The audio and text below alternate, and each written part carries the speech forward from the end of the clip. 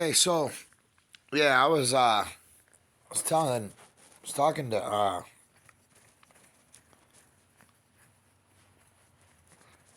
talking about a neighbor about the pearl of great price. So we're gonna read this pearl of great price here, and a lot of similar experiences that Joseph Smith Jr. had, or I mean down to a T. I seen the images that they had of him, and what he saw and things like that, and it's just truly amazing because we're gonna read this here. And so they're here. We're in Alma here, Alma 5:21. Okay, I say unto you that you will know the day that ye cannot be saved, for there is no man except his garments are washed white. Lord, we ask, we pray that our garments be washed white. Okay. Now, as we look here, yes, his garments must be purified until they are cleansed from all stain through the blood of him who has spoken by our fathers, who should come to redeem the people from their sins. Okay. Now we are trying our best here. Okay, we're trying our best here to finish this, thing. And I'm getting really, really restless. I guess and I don't want to hurt my brothers or anything like that. So um, yeah, it's not personal. Nothing, nothing. Please don't. I just don't want to attack or do anything from a standpoint where I hurt my brothers at all, because I love all my brothers. I love all my friends, and I call you friends, because you are my friends. So,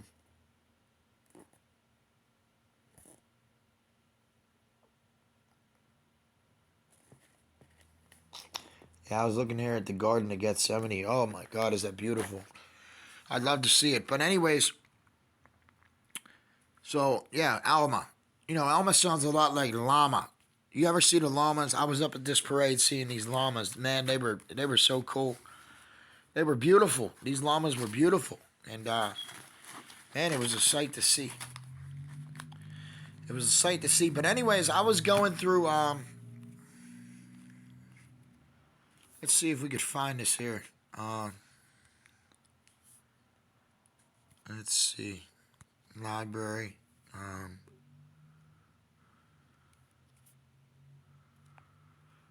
not that. Scriptures. Okay, yeah. We're going to go to the Pearl of Great Price here. And the introduction. Okay, so I wanted to tell you this. Okay, so the introduction, the Pearl of Great Price. So before I go anywhere into that, we're going to read from the hymn of the Pearl. So this is the passage from the apocryphal Acts of Thomas. In that work, originally written in Syriac, the Apostle Thomas, now Apostle Thomas, Jesus' twin, okay, was born the same day Joseph Smith was born. Okay, so I'm just telling you this. Different times. Thomas died in 1940. I mean, yeah, somewhere. Well, we'll figure it out. So, um, I don't want to speak things that shouldn't be spoken about.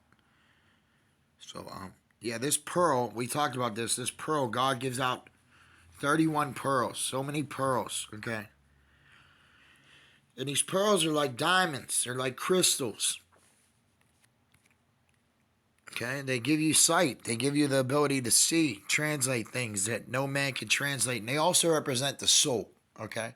So, I was watching Steve Harvey in the Miss Universe thing, okay? So, real quick, let's just go to the Miss Universe pageant. Let's see, because I was watching the pictures. I mean, these women were all beautiful. I'm hoping they could, that I could find a picture here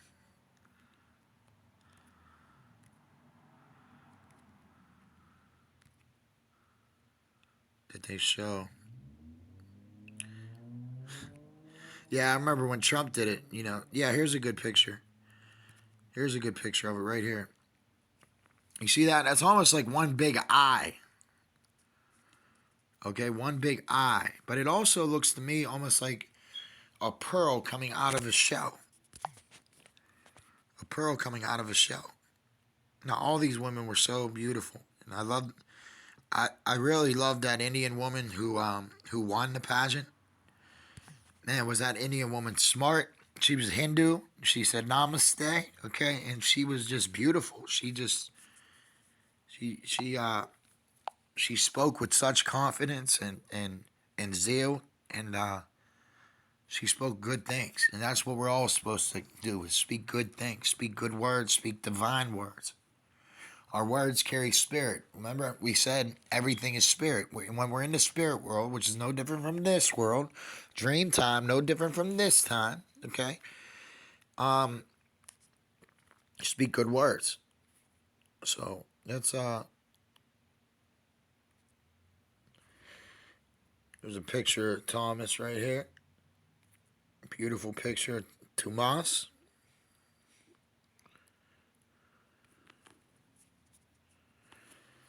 Let me see another picture.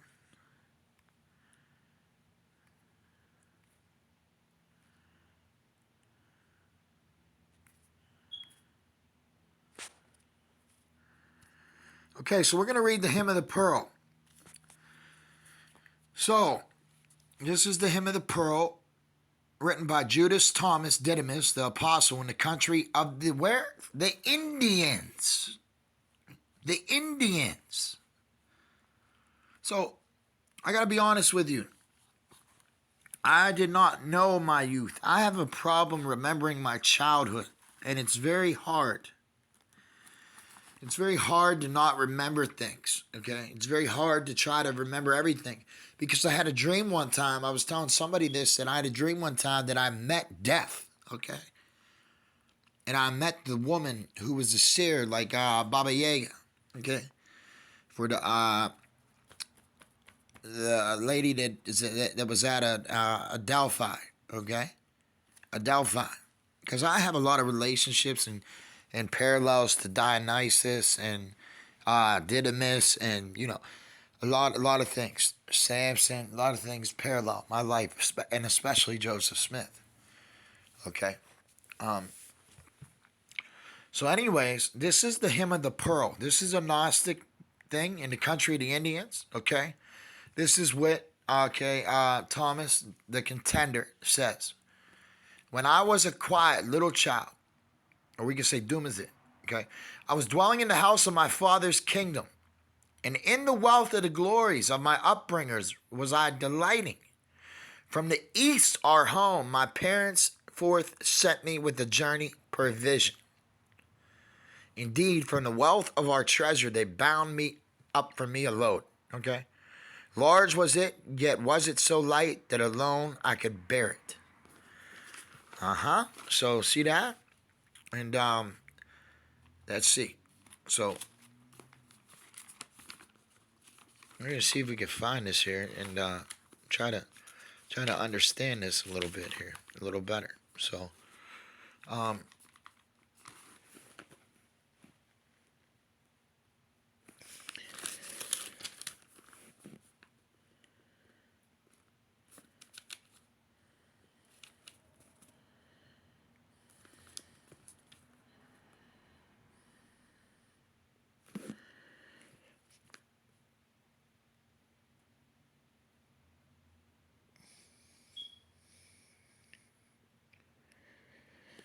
okay. So anyways, this was the thing. Okay. Let's see.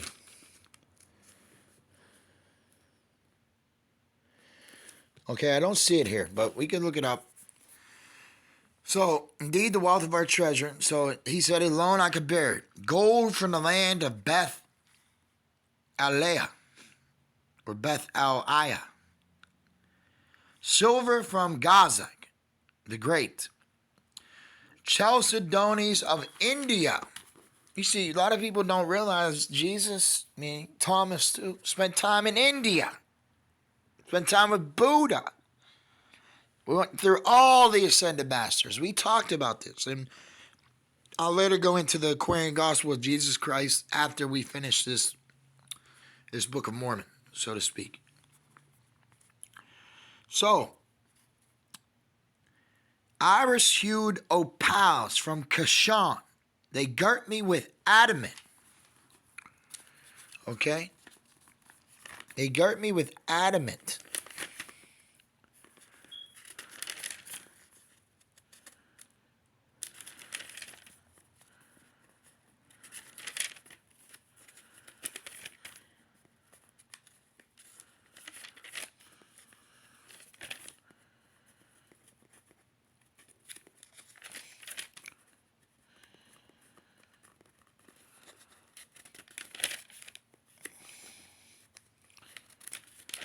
Let's see.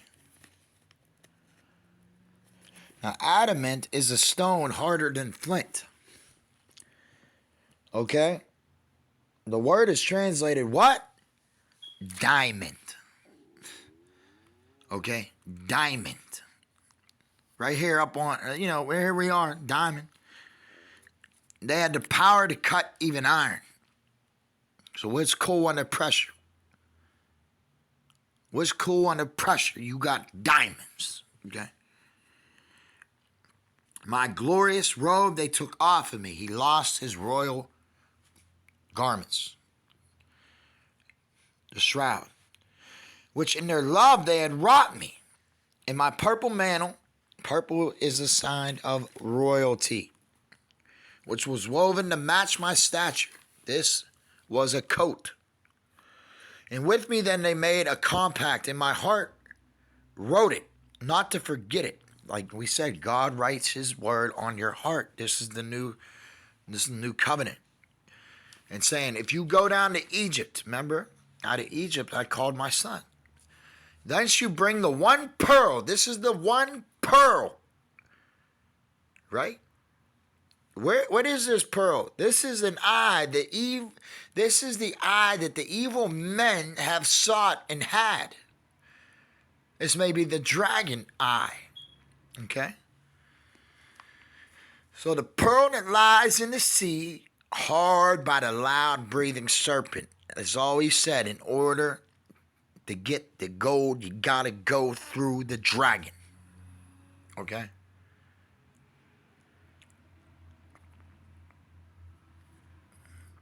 If you go down to Egypt, then thou shalt put on thy robe and thy mantle and goeth upon it, and with thy brother, our second, shalt thou be heir in our kingdom. Oh, okay. I left east and went down with the 2 couriers with me, for the way was hard and dangerous, and I was young to tread it. I traversed the borders of Maishon, okay, the mart of the eastern merchants. I reached the land of Babel, entered the walls of Sarbag. Down further I went into Egypt, and from me parted my escorts. Straightway I went to the serpent, near to his lodging I settled to take away my pearl, while he slept and should slumber. Lo, and I was there, all lonely, to my fellow lodgers a stranger. However, I saw there a noble from out of the dawn land, my kinsman, a young man, fair and well favored, son of grandees. He came and joined me. I made him my chosen companion, a comrade for sharing my wares with. He warned me against the Egyptians, against mixing with the unclean ones, for I had clothed me as they were. Now, you see this story all through the Bible. Abraham goes down to Egypt, tells Pharaoh that Sarah is his sister. So you see this stuff in the Bible, okay?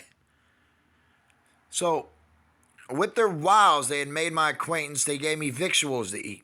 I forgot that I was a king's son. See, when you go down and you play, when you go down in the middle of wolves, okay, and you go down in the middle of serpents, and you go down and you drink that bitter cup, go down in that bitter sea to get that one shiny diamond, okay, you might get lost in it. You're in the trenches. So like I said, I remember this coming to meet death, okay? And he looked me in the eyes, right? This death looked me in the eyes, right?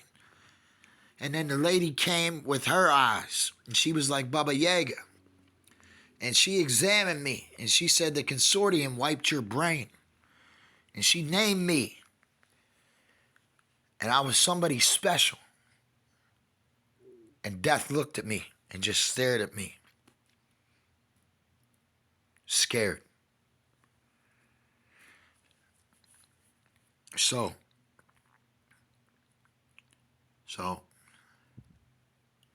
this is like the Superman story almost. So I forgot all concerning the pearl from which my parents had sent me from the weight of their victuals. I sunk down into a deep sleep. All this that was now befalling my parents perceived and were anxious. It was then proclaimed in our kingdom that all should speed to our gate, chief kings and captains of Parthia, and of the east all the princes. And this was the counsel that came to Egypt that I should not be left down in Egypt. For me they wrote a letter. To each noble in his name set, from us the King of Kings, thy father and mother, Queen of the Dawn land, and from our second, thy brother to thee son down in Egypt, our greeting. Up and arise from thy sleep, give ear to the words of our letter. Remember you are a king's son. See who you have served in thy slavedom. That's why I never look upon slaves like other people do. Because I was once a slave. I was once a prisoner. I don't look upon people like that. You may. I don't. Okay? Remember thy glorious robe, thy splendid mantle. Remember to put on and wear as an adornment to wear thy name. May it be read in the book of heroes. So you've never heard of the book of heroes because it's in the Dead Sea Scrolls. These are books that God writes up. And with our successor, thy brother, that thou may be heir in our kingdom. So we talked about the Hero twins. This stuff goes so deep. I don't even want to, it's very deep. So, yeah, we could talk about the Hero twins and stuff like that. So, I mean, so I'm not gonna discuss it. But anyways, yeah. So where we're from, we call it Mukuku Mill. Mukuku Mill. Or Muchuchu Me. Muchuchu Me. Or Mukuku Me. So we're from the Pleiades. Okay? We are from the Pleiades. Hunahpu. 7 Hunahpu. Okay? One in spirit. Do you understand that? When the blood moon, the daughter of one of the lords of the underworld, passes by the tree, she mysteriously becomes pregnant by the sperm that the skull spits into her hands. She gives birth to the twins, Hunahpu and Shibalenke, symbolizing the spring and fall equinox. The twins are masters of the ball game. We're masters of this. And through a series of heroic deeds, they defeat the dark powers in the underworld. And they eventually manage to bring death back to life. This enables their father, one Hunahpu, to return to the underworld to unite him with the 4 opposing powers, the equinoxes, the solstice. Since then, the Pleiades have been our symbol. The story has great mythological importance to the Mayans. They calculated the beginning of a new age when? December 21st, 2012. This will be the day when the sun returns to the center of the galaxy, which only occurs once every 26,000 years. So what will happen on this day? So we call this the Holy Tree. When the planet and the sun and the earth crosses the Milky Way, this is called the crossing point. So, in the cosmic womb where everything is born, the stars, the humans, everything.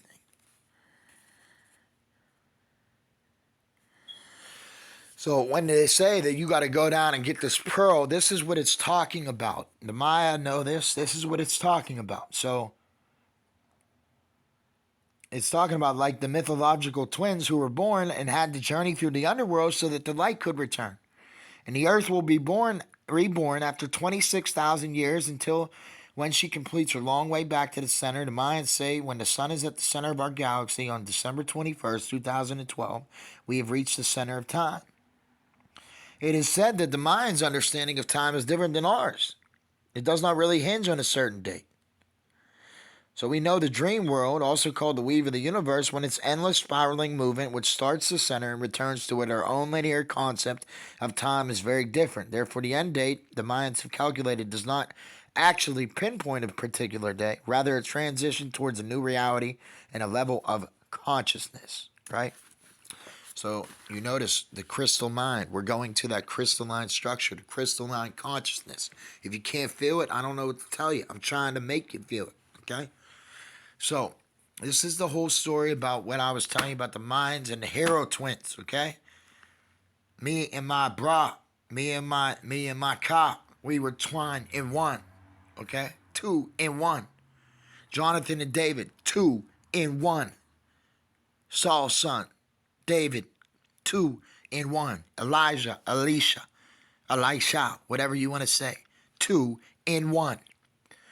You know, and I heard my neighbor, when I start talking about the word of God, I swear to God, people start sneezing all around me. And I didn't know this, okay, until I read the story in Kings. And I always thought something had to do with God because I was seeing it and I was feeling it. And I little things you start to notice when you walk with God, okay? When you actually walk with God. And little things, okay, you start to notice and you say, hey, wait a minute, this is God. Other people don't even, what are you talking about? You're thinking way too much, man. That's what I hear. You think way too much about stuff. And maybe I do. Maybe I do. Maybe I need a break from all this, for a second. Maybe I don't. Maybe I should, maybe I shouldn't. Should I stay or should I go? I think I'll stay for a minute because God is leading me to something special and I'm experiencing hardships because I know that God has a divine purpose in my life. I know that God has predestined me in my life. I know that God knows the end from the beginning and he wrote it all out. So I know that God knows what I am going to do and accomplish. Okay? So, check this out. Okay? Now, we talked about this. We talked about how Elijah cast his mantle upon Elisha. They're both signs of the Messiah, the holy angel of his presence in Jesus, right? So, yes, we were 2 in 1. Okay? So, and with our successor, thy brother, thou may be here in our kingdom. My letter was surely a letter the king had sealed up with what? His right hand. 4 fingers, 1 thumb. Right hand of God. Illuminated letters that represent the blood. Okay, Jared saw the finger. So, and the children of Babel, the wicked, the tyrannical daemons of Sarbag, it flew in the form of an eagle. Of all the winged tribes, the king bird, the thunder bird. It flew. Listen, I am followed by birds every single day. And especially, I've been seeing eagles, hawks, owls everywhere. They always follow me. I don't know why.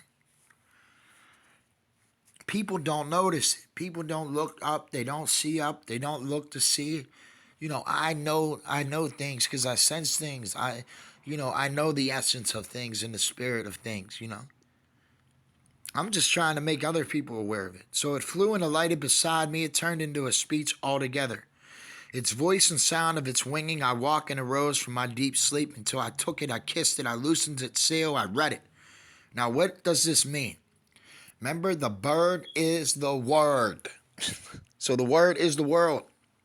God sends his word out on a wing like an eagle, okay?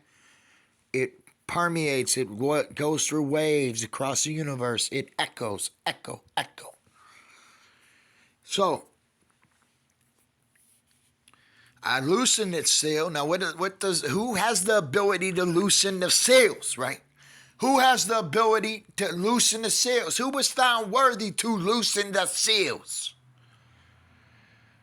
So I stood in my heart, and the words of my letter were written. I remembered that I was a king's son, and in my rank did long for its nature. I bethought me again of the pearl for which I was sent down into Egypt. I began then to charm him. That terrible loud-breathing serpent, I lulled him to sleep and to slumber, chanting over him the name of my father, the name of our second, my brother, the name of my mother, the East Queen. I therefore snatched that pearl, turned onto the house of my father. Okay. The filthy and unclean garments I stripped off, left it in their country. Listen, I see this. Let me tell you something. I see a man every time he crosses paths with me. He looks like Christ. But you know what? He's wearing filthy, filthy, filthy, filthy clothes. And every time this man passes by me and crosses me, now I know how God works. And I offer this man stuff, and I try to talk to this man because I know that God is divinely intersecting our paths, crossing my path with his path. So nothing is by mistake or accident. I'm in a parallel universe. I know that I am. I'm just trying to understand it a little better. So, to the way that I came, I betook me to the light of our home, to the dawn land. On the road I found there before me my letter that aroused me. With its voice it had aroused me. So now with its light I did lead me. On a fabric of silk and a letter of what? Red. What did I just say about the illuminated letters? Red, meaning blood. With shining appearance before me, encouraging me with guidance. With its love, it was drawing me onward. I went forth through Sarbag. I left Babel land on my left hand. So a lot of people in Babel don't know their left hand from their right hand, right? So you go the left path or the right path, or you can go right down the middle and follow Yahweh. Okay? And let me tell you something about Babel. First off, Babel is very important to God. Okay? In a way that God doesn't want to see anybody perish, so he leaves people, if you want to be stuck in Babel, you can go back to Babel and it's just like starting again. It's like history starting again, repeating itself. So if you don't ascend, if you don't follow Yahweh, if you don't reach the mountain of Mount Zion, and you go back to Babel, that is the 666, okay? That is a mortal man. So 6 rings for mortal man. Okay? You want all the rings. I'm after all the rings, baby. Okay? So, we say, my glorious robe they stripped off, thy mantle it was covered. Down from the heights of Hyrcania.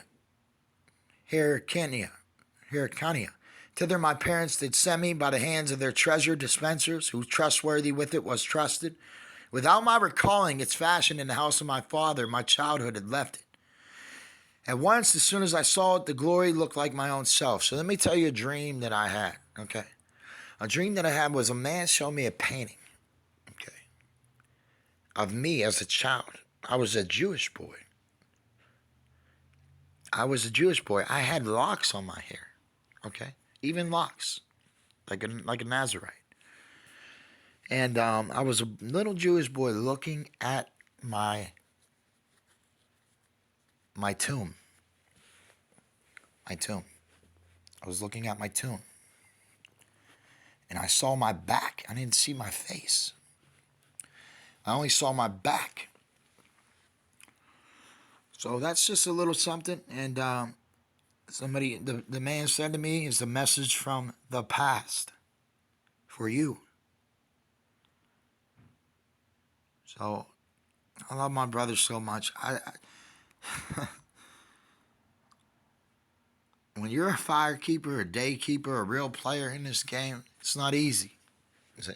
It's a game. It's a game of give and take. It's a game of double-minded, double agents, double things, double talk, double worlds. You walk in between these worlds, okay? And it's hard, it's hard walking in between worlds. It's not easy. It's not easy. So, and once I saw it, the glory looked like my own self. I saw it in all of me, and I saw me in all of it. That we were twain in distinction, yet one again in likeness, separated from birth. I saw too the treasures also, who unto me had down brought it. We twain, and yet of one likeness, for one sign of the King was upon them. Two Messiahs, who through them restored me the glory, the pledge of my kingship. The glorious robe, all bespangled with sparkling splendor of colors, with gold and with beryls, chalcedony, iris-hued opals, with swords of varying colors to match its grandeur. Moreover, it had been completed with adamantine jewels. All of its seams were off fastened. Moreover, the King of Kings' image were depicted entirely over it. Is this a shroud of Turin? Probably. As with the sapphires above, was it wrought in a motley of color. I saw, moreover, all of it, the motions of gnosis abounding. What is gnosis? Knowledge. Knowledge. Okay, I heard the sound of its music. I saw it further, ready as though for to speak. I heard the sound of its music, which whispered as it descended, behold him active in deeds, for whom I was reared with my father. I too have felt myself how that with his works waxed my nature, and now with its kingly motions was it pouring itself towards me, made haste in the hands of its givers, that I may take and receive it. Me too, my love urged forward to run to meet it and take it. I stretched myself forward to receive it. With its beauty of color, I decked me with my mantle of sparkling colors. I wrapped entirely it all over me. I clothed me therewith and ascended to the gate of greeting and homage. I bowed my head, did homage. You see, bowing your head, paying homage, that's very important. To the glory of him who had sent it, whose commands I now accomplished, who too had done what he had promised. There at the gate of his house sons, I mingled myself with his princes. He had received me with gladness. I was with him in his kingdom. To whom all the whole of his servants with sweet-sounding voices sing praises. He had promised me with him to the court of the King of Kings. I should speed, and taken with me my pearl, should with him be seen by our King, the hymn of Judas, Thomas, Didymus, the apostle, the contender, the twin of Jesus. Okay?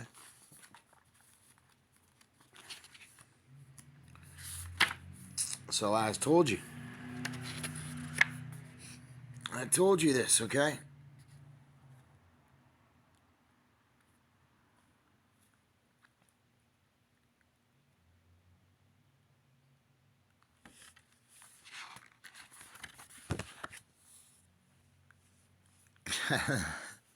So we're going to go back to this Egyptian book that I have, right? So we're going to go back to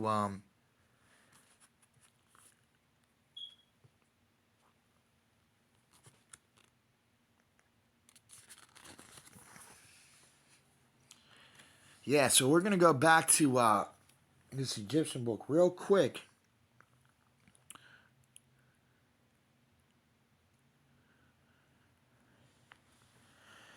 So Emily. Now Joseph Smith married who? Emma. I'm seeing a lot of signs with Emmy, okay? I'm seeing a lot of signs with Emmy around where I'm from. And she keeps looking at me, and I keep looking at her. She's got these dark brown eyes. And I keep recognizing her. She's like, it's time to get serious. And I'm like, really? Okay, so this is on the 12th of December, 1926, okay? So Emily Sands here is talking about her experience going through Egypt. She's looking for the Osiris tomb. She says, we have been on board the Bennu bird just over a month now. What is the Bennu bird? What is the Ben stone? Okay, the Ben stone. We talked about it as the missing capstone of Jesus. Okay, the day keeper carries the weight and the responsibility of the sun symbol through the whole day. So remember, we talked about how Thomas was saying, I bore the weight of it, So Emily stands here. So they play a game called Senet to pass the time, the ancient Egyptian checkers. So they're visiting Deir al-Bari, the sacred mortuary temple of Queen Hatshepsut. And she says, near the ruins of the tomb builders, the village of Deir al-Medina, We had an airy moonlight encounter with a jackal. She says she thought it was the jackal god himself, Anubis, watching over us.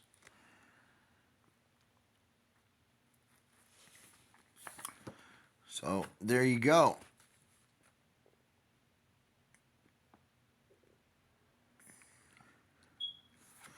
And she's talking about the satirical papyrus. This impressive painting on a papyrus from Thebes shows animals doing all sorts of strange things. Wolves herding sheep, cow guarding some cherries, a gazelle playing sonnet with a lion. Some people like to think that this may be very well the first children's book. About 3,000 years old. And so we're talking about King Tutankhamun.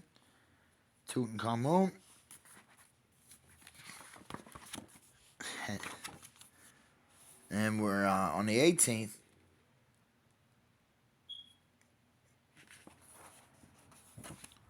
Well, we'll just say on Christmas Day, she goes to the city of the Hawk. Okay. She stops at Edfu, the temple of Horus, who was the god and the son of Osiris. She said at Hierakonpolis, we learned that followers of Horus and defeated the followers of Seth at Abnup in battle. Could this have anything to do with the origins of the Osiris legend? I wish to have been able to speak more fully to that young man at Luxor, okay?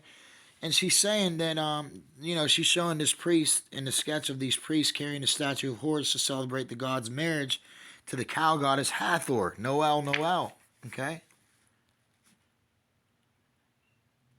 Emily, I see how you spell your name too, okay? It's very interesting.